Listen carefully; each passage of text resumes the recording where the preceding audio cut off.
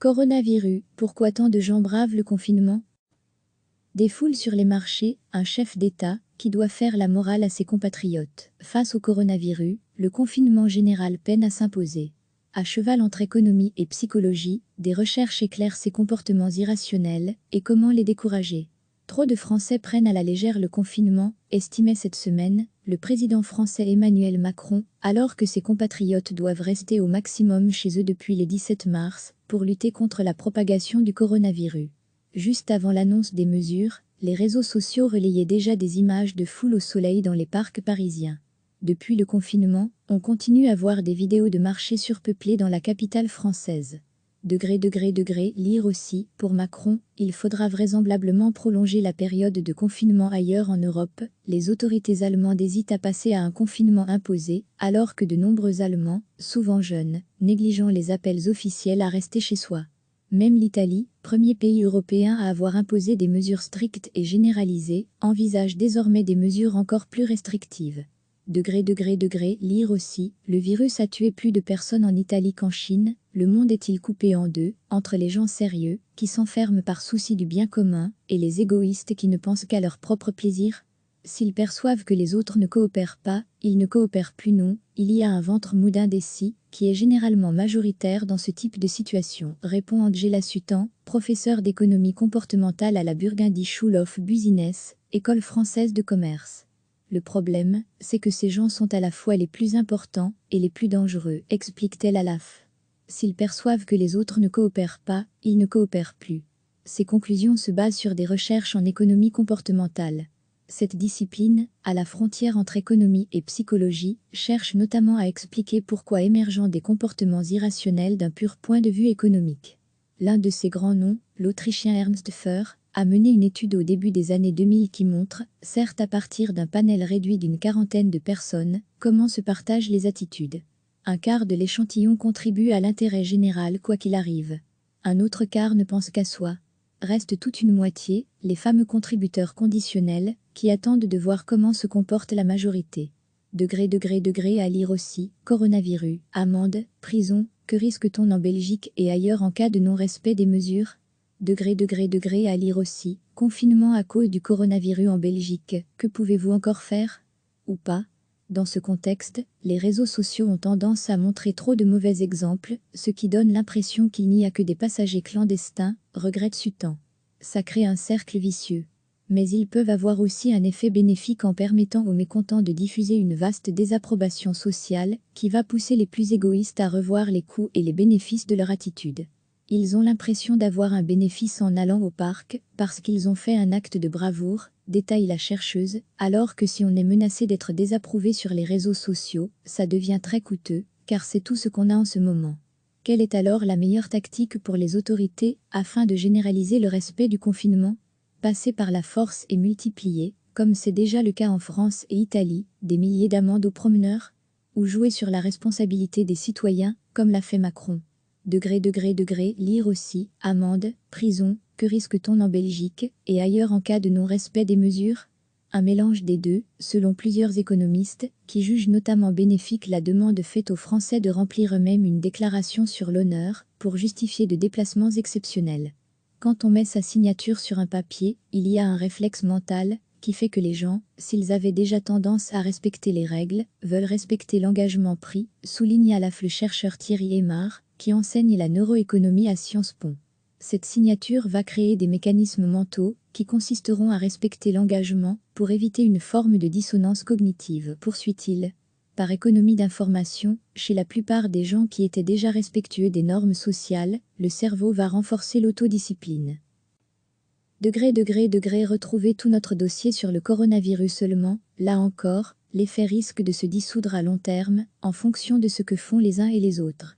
Si des comportements opportunistes se développent, l'attitude des gens naturellement respectueux des injonctions risque d'évoluer dans le mauvais sens, conclut Aymar, jugeant de toute manière infondé de s'aventurer à des prévisions face à un contexte si inédit. Recevez chaque matin l'essentiel de l'actualité. Des foules sur les marchés, un chef d'État, qui doit faire la morale à ses compatriotes. Face au coronavirus, le confinement général peine à s'imposer. À cheval entre économie et psychologie, Des recherches éclairent ces comportements irrationnels et comment les décourager.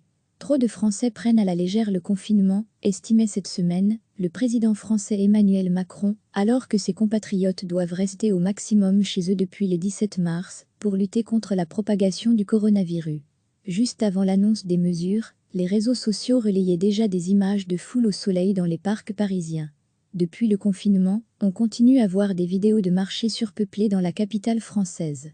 Lire aussi, pour Macron, il faudra vraisemblablement prolonger la période de confinement ailleurs en Europe. Les autorités allemandes hésitent à passer à un confinement imposé, alors que de nombreux Allemands, souvent jeunes, négligeant les appels officiels à rester chez soi. Même l'Italie, premier pays européen à avoir imposé des mesures strictes et généralisées, envisage désormais des mesures encore plus restrictives. Lire aussi, le virus a tué plus de personnes en Italie qu'en Chine. Le monde est-il coupé en deux, entre les gens sérieux, qui s'enferment par souci du bien commun, et les égoïstes qui ne pensent qu'à leur propre plaisir? S'ils perçoivent que les autres ne coopèrent pas, ils ne coopèrent plus non, il y a un ventre mou d'indécis, qui est généralement majoritaire dans ce type de situation, répond Angela Sutan, professeure d'économie comportementale à la Burgundy School of Business, école française de commerce. Le problème, c'est que ces gens sont à la fois les plus importants et les plus dangereux, explique-t-elle à l'AF. S'ils perçoivent que les autres ne coopèrent pas, ils ne coopèrent plus. Ces conclusions se basent sur des recherches en économie comportementale. Cette discipline, à la frontière entre économie et psychologie, cherche notamment à expliquer pourquoi émergent des comportements irrationnels d'un pur point de vue économique. L'un de ces grands noms, l'Autrichien Ernst Fehr, a mené une étude au début des années 2000 qui montre, certes à partir d'un panel réduit d'une quarantaine de personnes, comment se partagent les attitudes. Un quart de l'échantillon contribue à l'intérêt général quoi qu'il arrive. Un autre quart ne pense qu'à soi. Reste toute une moitié, les fameux contributeurs conditionnels, qui attendent de voir comment se comporte la majorité. À lire aussi, coronavirus, amende, prison, que risque-t-on en Belgique et ailleurs en cas de non-respect des mesures? À lire aussi, confinement à cause du coronavirus en Belgique, que pouvez-vous encore faire? Ou pas? Dans ce contexte, les réseaux sociaux ont tendance à montrer trop de mauvais exemples, ce qui donne l'impression qu'il n'y a que des passagers clandestins, regrette Sutan. Ça crée un cercle vicieux. Mais ils peuvent avoir aussi un effet bénéfique en permettant aux mécontents de diffuser une vaste désapprobation sociale, qui va pousser les plus égoïstes à revoir les coûts et les bénéfices de leur attitude.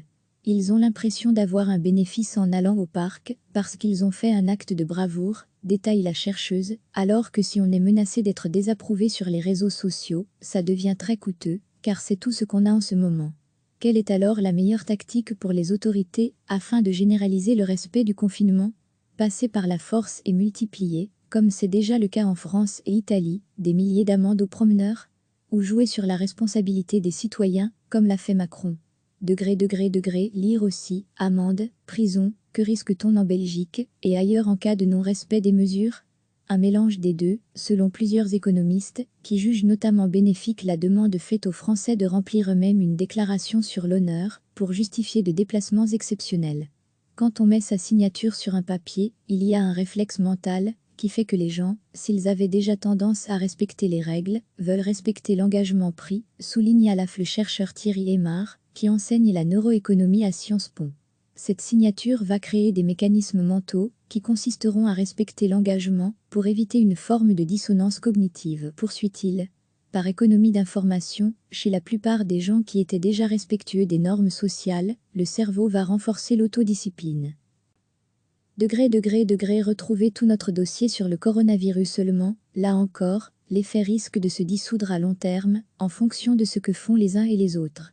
Si des comportements opportunistes se développent, l'attitude des gens naturellement respectueux des injonctions risque d'évoluer dans le mauvais sens, conclut Aymar, jugeant de toute manière infondé de s'aventurer à des prévisions face à un contexte si inédit.